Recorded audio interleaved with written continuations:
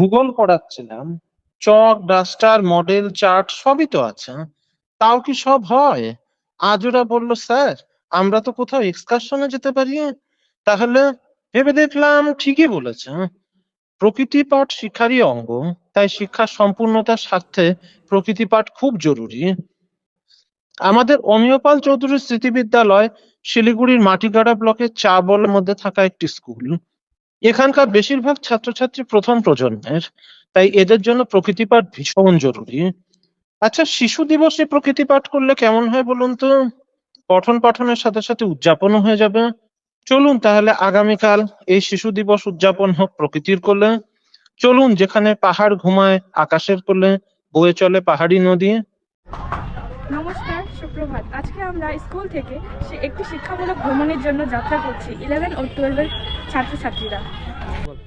শুধু বই পড়েই সব কিছু জানা যায় না, কিছু দেখেও কিছু শেখা যায়। আজ আমরা যাচ্ছি গরুবাথানে এবং সেখানে হাতে কলমে আমরা রাশিবিজ্ঞান, ভূগোল নিয়ে সমস্ত আলোচনা এবং কাজ করব। ভীষণ খুশি যে আমরা এই প্রথম বিদ্যালয় থেকে শিক্ষামূলক ভ্রমণে যাত্রা করতে পারছি। আমরা থাকবো প্রকৃতির মাঝে এবং সারাটা দিন প্রকৃতিকে অনুভব করব আর অনেক কিছু শিখব।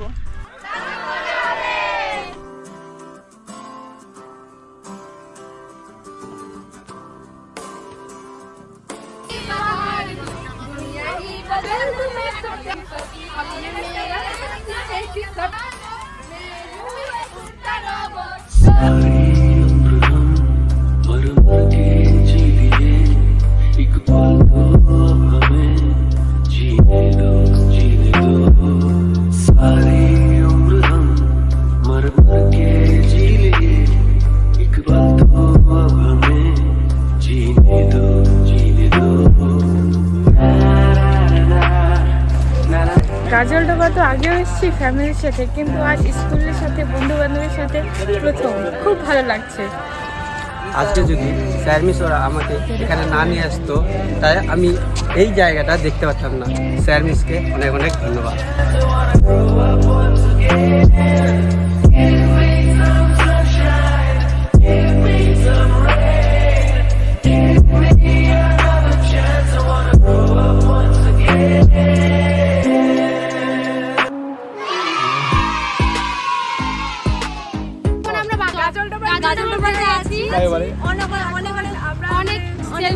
অনেক মজা করলাম। এরপর আমরা টিফিন খাবো। অনেক ধন্যবাদ স্যার। তারপরে আরেকটা ধাপ আছে, আরেকটা ধাপে দেখি কি করা যায়।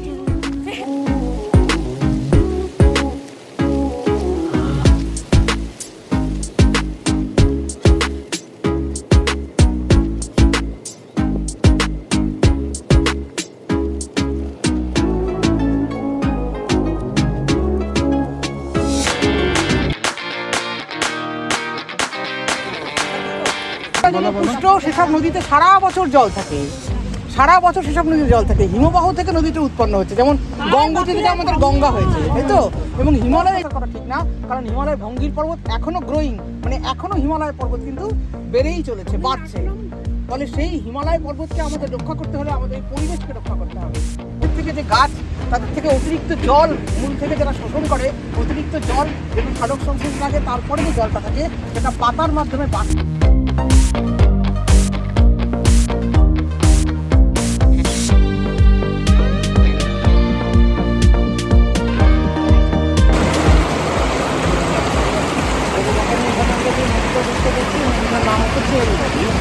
আমরা যে আসার সময় যে ডান দিনের পরে যে বড় নদী থাকে, নদীগুলো জল খুব কমে যায়, কিন্তু বর্ষাকালে অনেক জল। আমরা যদি পাথরগুলো একটু ভালো করে লক্ষ্য করি, এখানকার আশেপাশে যে পাথরগুলো দেখতে পাচ্ছি, তখন দেখতে পাচ্ছি পাথরগুলো কেন এসছে। কারণ যখন তেত্রিশ সাগর থেকে হিমালয় তৈরি হয়েছিল, সেই সময় যে ভূমিকম্পটা তো প্রচুর কেমন লাগছে। স্যার, আজকের এই দিনটা আমাকে অনেক ভালো লাগছে। আমি বিশেষ করে স্যার অ্যান্ড ম্যামদেরকে বলবো, আমাদেরকে এত দূর নিয়ে এসে এডুকেশনের মাধ্যমে ঘোরাফেরা করানোর জন্য অনেক অসংখ্য ধন্যবাদ। জল, পাহাড় কেমন লাগছে তোমাদের? ভীষণ ভালো লাগছে, খুবই ভালো লাগছে। আর এই প্রাকৃতিকে দেখে মনে হচ্ছে যে একটা অসাধারণ দৃশ্য মনে হচ্ছে।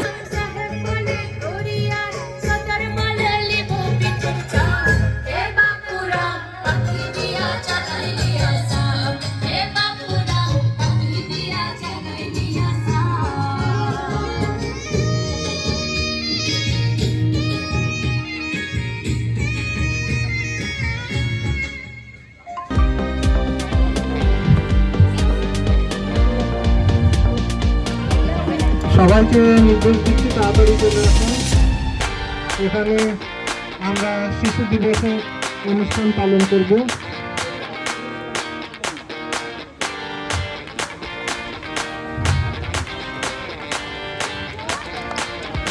আজকে 14ই নভেম্বর স্বাধীন ভারতের প্রথম প্রধানমন্ত্রী জওহরলাল নেহরুর জন্মদিবস। তিনি খুব শিশুপ্রেমী ছিলেন, সেই কারণে তার এই জন্মদিনকে আমরা শিশু দিবস হিসাবে পালন করি। অন্যান্য বছরে আমরা স্কুলে এই অনুষ্ঠান করি, আজকে আমাদের অনুষ্ঠান স্কুলেও হচ্ছে।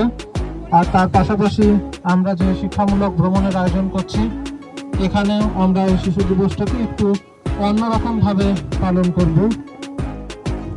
তোমরা সবাই মঞ্চের কাছে চলে এসো। কেউ শুনেছ যে আমাদের প্রাক্তন প্রধানমন্ত্রী জওহরলাল নেহরুর জন্মদিন। এই দিনটি শিশু দিবস। তোমাদের মনে হতে পারে যে তোমরা তো অনেকটাই বড় হয়েছো, তোমরা শিশু নও, সবাই সুস্থভাবে বেঁচে থাকতে পারি। তাই এখানেই শিশু দিবসের গুরুত্ব। শিশু দিবসে আমরাও এই প্রতিজ্ঞা নেব, আমরা এই প্রকৃতির কোলে যখন সবাই এসেছি, আমরা এই দিনটিকে সুন্দরভাবে যেমন পালন করব, তেমনি মনের মণিকোঠায় এটা মনে করে রাখবো যে এই প্রকৃতিকে রক্ষা করার দায়িত্ব আমাদের সকলের। যেমন একটা শিশু মন আছে, আমাদের মধ্যেও আছে, যিনি আজকে বার্ধক্যে পৌঁছে গেছেন তার মধ্যেও আছে। শিশু অবস্থা বা শৈশবকাল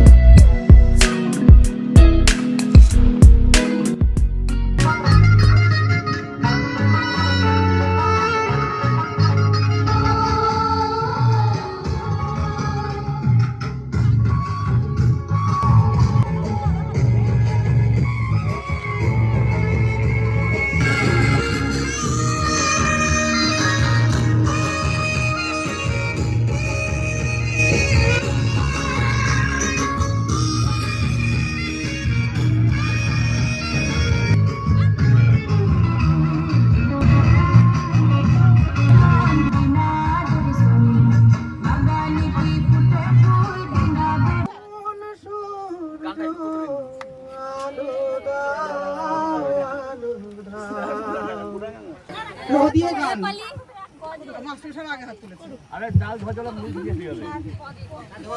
আমার দেশের মাটি তোমার পায়ে ঠেকাই মাথা।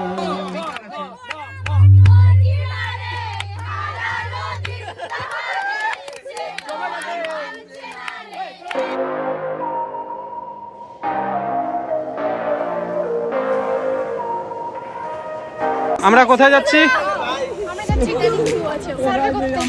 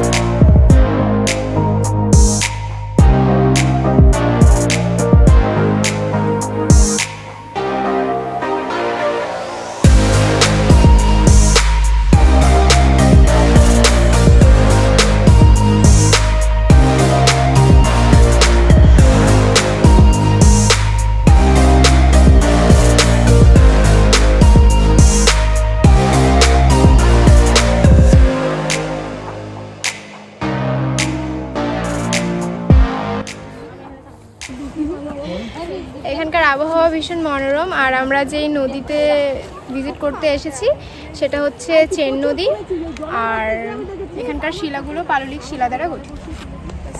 আমরা অমিয় পাল চৌধুরী স্মৃতি বিদ্যালয়ের পক্ষ থেকে আজ 14ই নভেম্বর আমাদের একাদশ এবং দ্বাদশ শ্রেণীর ছাত্রছাত্রীদের নিয়ে যে শিক্ষামূলক ভ্রমণে এসেছি, এখানে এসে আমরা সত্যিই একদম অভিভূত। আমাদের ছাত্রছাত্রীরা এরকম একটা প্রাকৃতিক দৃশ্য এভাবে আমাদের সঙ্গে উপভোগ করছে, এটা আমাদের কাছে অত্যন্ত আনন্দের, এবং তারাও একেবারে অত্যন্ত আপ্লুত হয়ে গেছে, অভিভূত হয়ে গেছে এরকম একটা দৃশ্য দেখে। একদিকে পাহাড়, নিচে খরস্রোতা নদী, অনেক উপরে আমরা উঠে এসেছি এবং এখানে পাহাড়ের একটা বড় একটা রেঞ্জ আমরা দেখতে পাচ্ছি এবং তার সঙ্গে এখান থেকে আমরা ঠিক ওই খরস্রোতা নদীর একটা আওয়াজ পাচ্ছি এবং তারা এখানে তাদের ভূগোল বিষয়ে তারা বিভিন্ন তথ্য সংগ্রহ করছে, তারা নিজেদের মধ্যে আলোচনা করছে।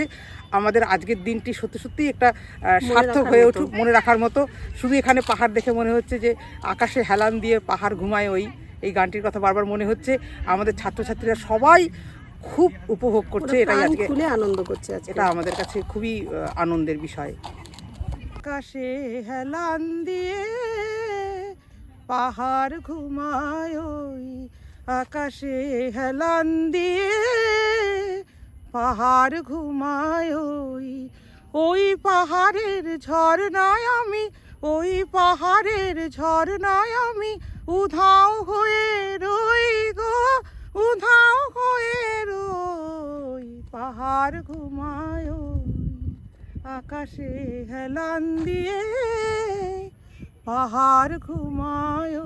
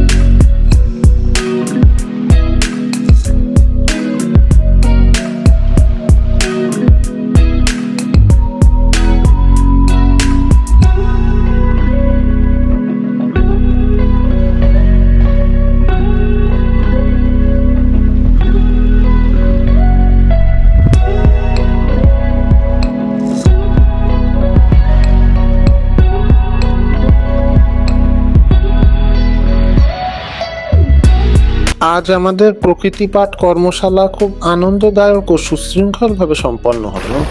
ছাত্রছাত্রীরা যেমন অনেক তথ্য সংগ্রহ করলো, তেমন সংগ্রহ করলো অমূল্য স্মৃতি, যা তাদের মনের মণিকোঠায় রয়ে যাবে চিরদিন।